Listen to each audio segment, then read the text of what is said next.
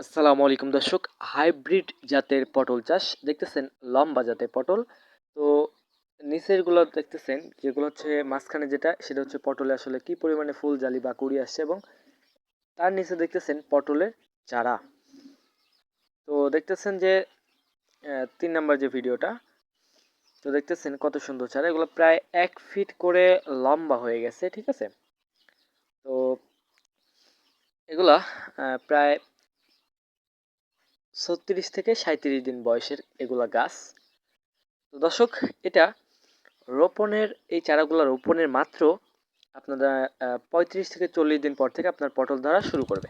দর্শক, এই লম্বা জাতের হাইব্রিড পটল আমাদের বাসাটা হচ্ছে নাটোর জেলার বড়াইগ্রাম থানায় এটা অবস্থিত। আমরা দেশের সকল জেলায় চারাগুলো কিন্তু পৌঁছে দিয়ে থাকি। মাত্র প্রতি শতাংশ জমিতে 20 পিস করে চারা রোপণ করতে হয়।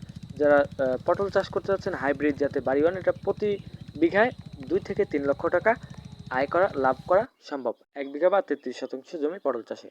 এখনই কল করুন।